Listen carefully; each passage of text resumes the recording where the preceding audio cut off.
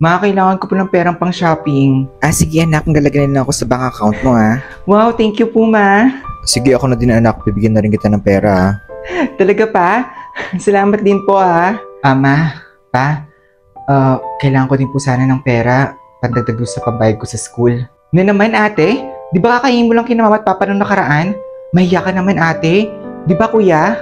Oo nga, hindi ka na nahiya sa mga magulang natin. Unahin na muna natin yung kapatid mo, ka na muna humingi ng pera sa akin. Sige po ma. Hoy, bruha ka? Ba't ka sumipot ka na sa ospital? Kahit pumunta pa ako ng hospital, besh, hindi pa naman magbabago yung sinabi sa akin ng doktor eh. Tsaka, 20 days na lang naman natitirang buhay ko dito sa mundo. Paano kung may pag-asa pa, besh? Paano kung gumaling ka pa? Nakailang doktor na tayong pinuntahan, besh. At isa naman sinasabi nila, di ba? Walang gamot dito sa sakit ko. Buti nga binigyan mo pa ako ng makeup eh. At least natakpan ko itong maputla akong muka. At fresh pa din ako, di ba? Gusto mo bang samahan na sa hospital, besh? Huwag na, besh. Okay lang ako, huwag mo na akong alalahanin, ha?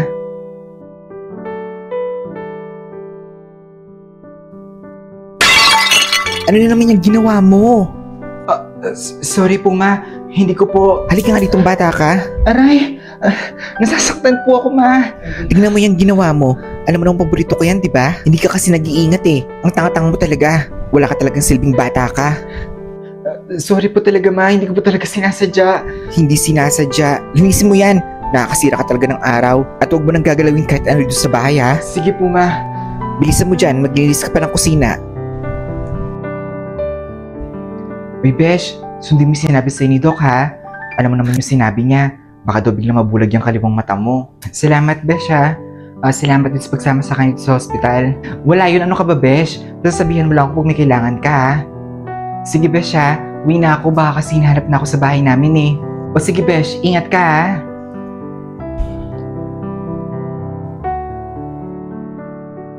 O bakit ngayon ka lang? Nakipagkita ka ba sa malandi mong kaibigan? At sumama ka na rin para lumandi? Hindi po ganun yung best friend ko, kuya. Mabait po siya. Aba, sumasagot ka pa ha? Gusto mo ba talagang masaktan, ha? Bilisan mo na at maglinis ka rin dito sa bahay. Sobrang kalat na dito at pauwi na sina mama at papa. Sige po, kuya. Puro landi kasi inaatupag mo eh. O anak, tapos na kami kumain dito. Hugasan mo na lahat ang pinagkainan namin ha. Siguraduhin mong malinis yung kusina bago ka umalis dito. Sige po pa. Hatira mo na rin ako ng juice sa kwarto ko ha. Tsaka pakihaluan ng konting bilis. Hindi ba pwedeng ikaw na muna? May gagawin pa kasi ako eh. Papa, ayaw sumunod ni ate. Gawin mo na lang yung sinasabi ng kapatid mo. Dala mo na lang siya dyan sa kwarto niya. Alam mo naman nag-aaral yan ng mabuti eh. Sige po pa. At huwag mo din kalimutan linisin yung sala mamaya bago ka matulog. Maliwanag ba? Sige na, papasok na ako sa kwarto.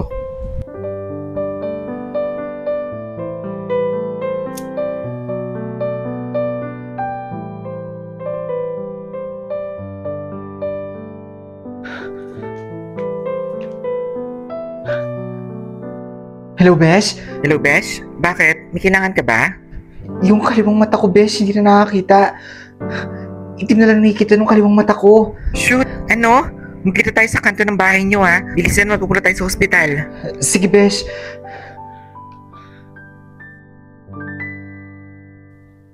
O, Besh, kailan mo sasabihin kina mama at papa mo na yung kaliwang mata mo hindi na nakakita? Hindi ko pa alam, Besh eh. Hayaan na lang siguro natin. Naiinis na ako sa'yo, Besh. Alam mo ba yun? Please naman, magsabi ka na sa kanila. Kasi awang-awa na ako sa sitwasyon mo. Alam mo naman hindi ako okay sa kanila, diba? Alam mo, Besh, parang hindi ka nga nila anak kong ituring eh. Oo na, Besh. Okay lang naman ako eh. Ito naman, sobrang sungit. Kalma ka lang, carry ko na to. Lagi kang ganyan, nakakainis ka na. Ma? Pa? Kuya? I made it again. Honor student po ulit ako sa school namin ngayon. Naglabas kasi sila ng list kanina at kasama ako. Wow, talaga anak. I'm so proud of you talaga. Thank you po, ma. I told you, papasok ka. Kaya ka pa bumamana. Siyempre sa akin sa kuya mo, no? Kagaya din kitang matalino. Anong gusto mong regalo, anak? Bibilhin ni Papa para sa'yo. Magsabi ka lang.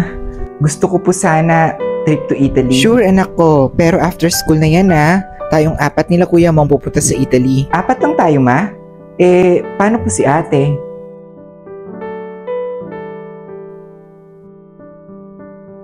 Masisira lang yung bonding natin anak kasama pa yung ate mo. Dito na lang siya, total una na matatapos yung school year kaysa sa kanya. Di ba Clara? Opo, ma. Okay na po pala yung pagkain pinahanda nyo. Honor student ulit yung kapatid mo. How about you? Ano nangyari sa'yo?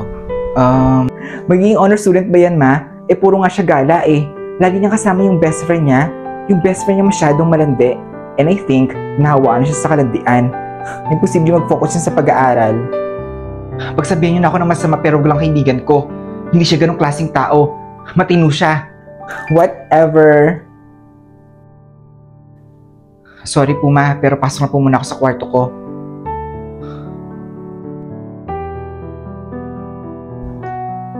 Salamat, Besha, sinaman mo akong gumala. Sus, okay lang yun, no? Gusto ko din kumain sa labas. Masyado na rin kasing boring sa bahay eh. 18 days na lang din kasi natitira sa buhay ko. Gusto ko lang din mag-enjoy kahit papano, Besh. Kahit paglitan pa ako sa bahay. Huwag kang magsalita ng ganyan, Besh. Magiging okay ka at gagaling ka pa, ha? Teka lang, Besh, tumatawag si Kuya. Hello, Kuya? Nasaan ka, Clara? Lumabas lang po sandali, pero pauwi na rin po ako. Sorry po, hindi na ako nakapagpaalam. Bilisan na mong umuwi dito sa bahay. Mag-uusap tayong dalawa. Gumala ka na naman, hindi nagpapaalam. Sige po. Kuya, nakauwi na po ako. Kuya? Nasaan kaya si Kuya? Ano tong mga to, ha? Kuya? Bakit mo pinapakalaman? Aray!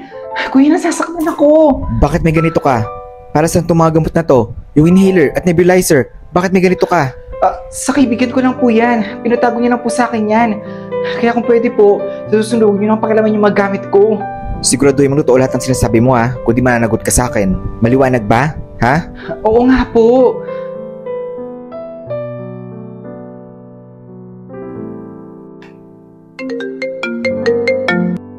Hello, Besh? Bakit? Hello, Besh. Kumusta? Nakauwi ka ba na maayos?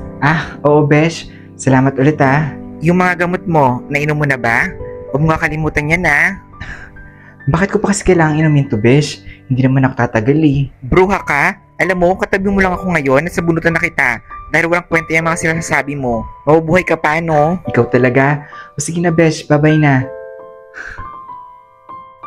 Hindi nga ako sinuwerte sa pamilya.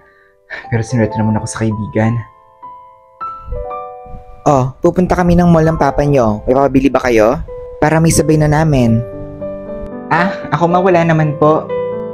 Ma, papabili po sana ako ng yarn. Gusto ko kasi magkatsilyo eh. Hindi naman importante yung pinapabili mo. May mas importante pa kaysa dyan. Kung may pera ka, ikaw na lang bumili. O sige, anong oras na alis na kami?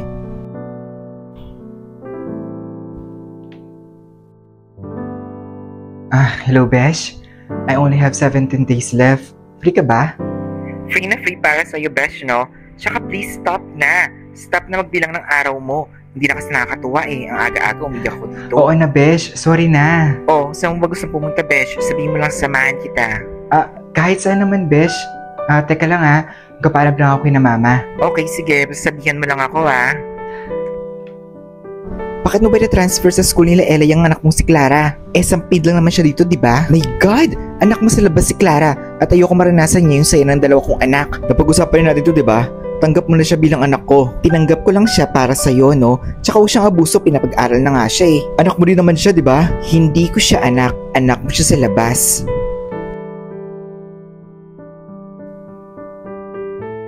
Hoy, Besh! Di ba ikaw nag-aya dito? Bakit parang ko rin yata nag-i-enjoy? Anong problema, Besh? Bakit? May masakit ba sa'yo? Sabihin mo lang na daling ka sa ospital. Wala, Besh. Bakit sinabi namin ng tao pero bakit ako? Gusto ko lang nang maranasan yung buong pamilya at saka masayang pamilya pero Bakit nangyayari sa akin to? Besh, nandito ako lagi para sa'yo Hindi kita iiwan.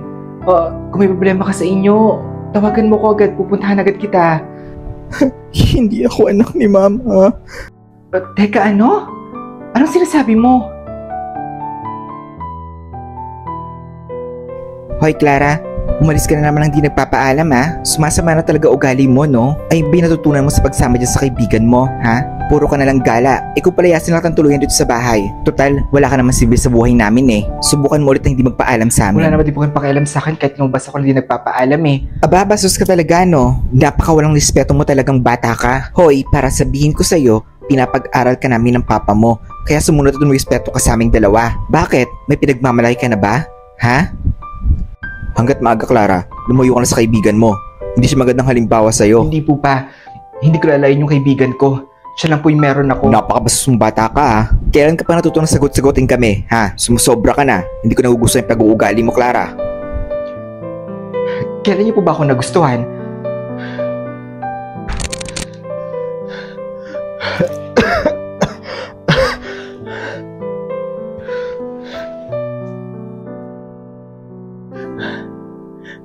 Hello, Besh? Hello, Besh. Bakit? Kinsin boses mo. Nasa may kanto ako, Besh. Puntahan mo ko. Hindi ko na kaya, Besh. Ano? Teka, dyan ka lang pupuntahan kita.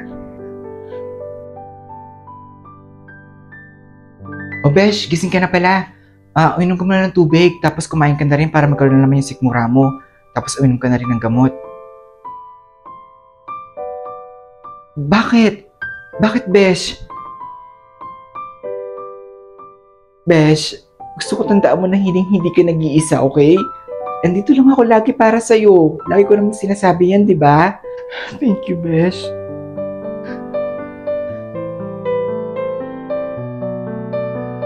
Dapat hindi ka na muna umuwi, Besh eh. Nag-aalala tuloy ako sa'yo. Okay lang yun, Besh. Wala naman sila dito pagdating ko eh. Si Kuya lang nandito, kaso hindi naman ako pinansin. Sige, Besh. Basta yung gamot mo ha, huwag mong kakalimutan inumin. Okay, sige, Besh. Salamat ulit, ha. Clara? Kuya, bakit po? Kumain ka na ba? May pagkain sa baba. Kumain ka doon. Sige po, Kuya. Sa susunod huwag na huwag mong babasusin si na mama. Lalo na sa harapan ko. Baka ano pong magawa ko sa'yo niyan. Sige po, Kuya. Pasensya na po sa nangyari, ha. Alam mo ba, Besh, nakakatawa kayo na doon sa restaurant. Ang kalat mo. Nakakaya na doon sa poging waiter. Hinaharot mo nga siya kanina eh. Ano ba yan? Gusto pa sana kitang kasama kaso pinapauwi na ako. Madami pa namang susunod, Besh. O sige, Besh, uwi na ako ha. Ingat ka. Ikaw din, ingat ka ha.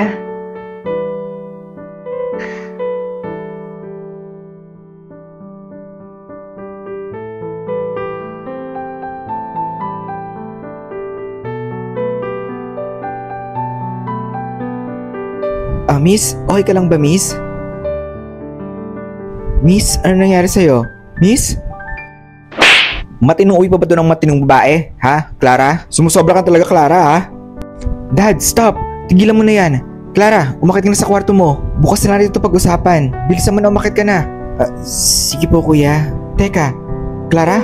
Clara! Oh, gising ka na pala, Clara. Kuya? Nalate na po yata ako ng gising. Hindi ko na pata nalinis yung kusina kagabi. Sige pa, sandali lang po Diyan ka lang. Nalagnat ka oh. Kumain ka muna at uminom ng gamot. May hinanda akong pagkain para sa'yo dito. Hindi na po. Okay lang po ako, kuya. Kakain ka o subuan pa kita. Huwag ka na makulit.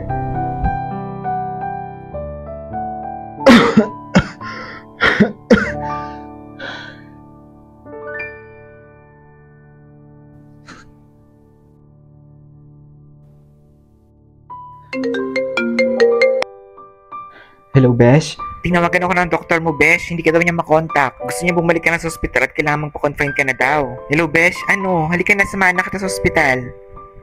Bakit pa, Besh? Ilang araw na naman yung tatagal ko. Besh, baka may chance pa. Baka kaya pa. Bumalik ka na sa ospital ngayon na. Please, sige na, samahan kita. Kung kaya pa, Besh, sana hindi sinabi ng doktor na 3 buwan na lang tatagal ko dito sa mundo. Ayoko na ipilit, Besh. Pagod na ako. Huwag mo sabihin yan, Besh. Besh? Hello? Besh? Hoy, Clara. Bakit? Anong kailangan mo? Look, sinira mo yung bag ko. Hindi mo kasi naayos sa lagayan eh. Kaya ayan tuloy, nahulog at nasira. Ganun ba? Sorry, hindi ko sinasadya Alam mo ikaw, wala ka talagang kwenta no? Wala ka nang silbi dito sa bahay, buwisit ka pa sa buhay naming lahat. Ang hilig mo manira ng gamit. Diyan ka na nga.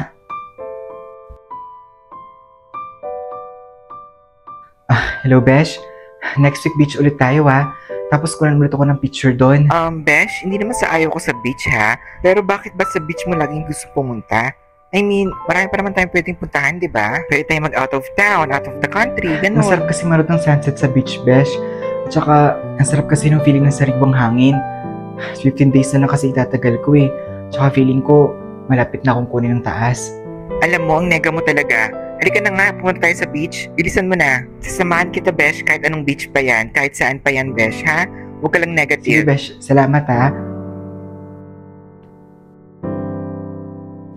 Sobrang baba ng grades mo. Pinapag-aral kita, Clara, at hindi pinapaglandi. Pero inuuna ko pa rin pakikipaglandian kasi sa pag-aaral mo. Ano bang klaseng bata ka? Tingnan mo nangyari sa mga grades mo. Sobrang baba. Ano bang ginagawa mo, Clara? Bakit hindi ka mag-aral ng mabuti? Ha? Sorry po ulit pa. Babawi na lang po ako susunod. Bakit hindi mo gayahin yung mga pinsan mo at yung mga kapatid mo? Lahat sila, marataas yung grades. Sakit ka tagal sa ulo, bata ka. Sorry po ulit. Sige po, pasok na po muna ako sa kwarto ko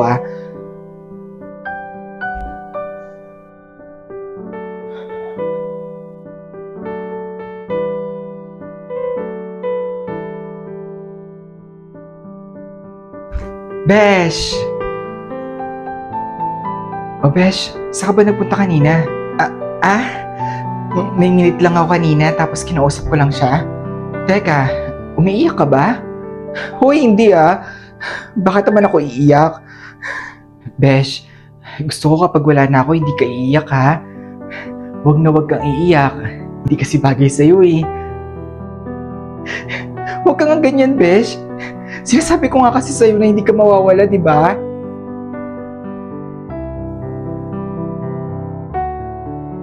Gusto mo din bang kumita kagaya ko sa pag-live lang sa Pico? Ito nga pala yung kinita ko last month na nakuha ko ngayon this month. Madali lang gagawin mo, punta ka lang sa comment section, download mo yung link, tapos follow mo na yung mga instruction para matulungan kita.